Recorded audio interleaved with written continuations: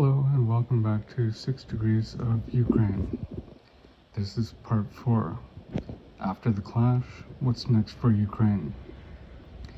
Let's be clear, Volodymyr Zelensky's political career has always tied to how well he could manage two giants, Russia and the United States.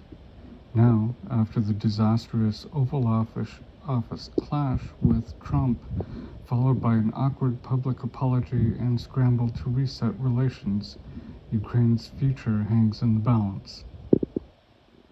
This isn't just about personalities, it's about survival, sovereignty, and the brutal reality of being a small country caught between global superpowers. The Oval Office breakdown. Last Friday, Zelenskyy met with Trump and VP J.D. Vance. What was supposed to be a tough but productive sit-down turned into a shouting match over Ukraine's refusal to immediately sign a U.S.-drafted minerals agreement. That deal, which would link Ukraine's critical resource exports directly to the U.S. supply chain, was part of Trump's broader plan to economically bind Ukraine to America, making future Russian aggression riskier. But Zelenskyy came with a different priority: security guarantees. Guns first, minerals later. Trump didn't appreciate the pushback. The meeting collapsed, and within 72 hours, the U.S. cut off weapons deliveries entirely. The forced reset. With Europe unable to backfill the gap fast enough, Zelenskyy went public, admitting the meeting was a disaster, calling it regrettable, and offering a full course correction. He's now ready to sign the minerals deal and work under Trump's strong leadership to negotiate a peace. This is not diplomacy, this is survival instinct. Zelenskyy knows without U.S. weapons, Ukraine's position collapses fast. The minerals deal, what's really at stake? The deal itself isn't just about post-war economic rebuilding.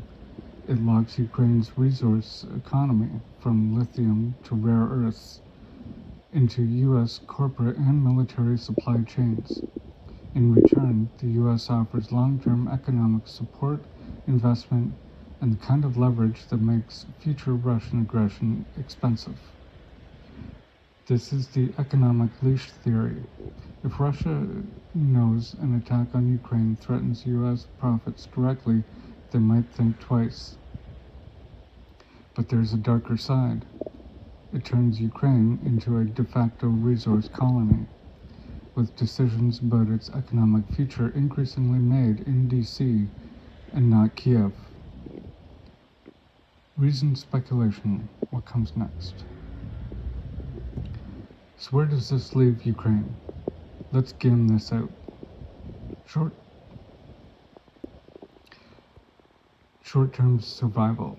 Zelenskyy eats the humble pie, signs the deal, and gets the weapons flowing again. Negotiated peace. Trump wants a win before 2026 midterms. Expect heavy pressure on Ukraine to accept some version of partition. Maybe Crimea formally stays Russian, and parts of Donbass get an ambiguous autonomous zone status. Zelenskyy's shelf life. By agreeing to this, Zelenskyy risks being seen domestically as the man who gave away Ukrainian land. His approval at home could crater, even if the guns stop firing. Long-term dependence. With minerals tied to U.S. firms and security tied to U.S. deals, Ukrainian independence becomes more theoretical than real.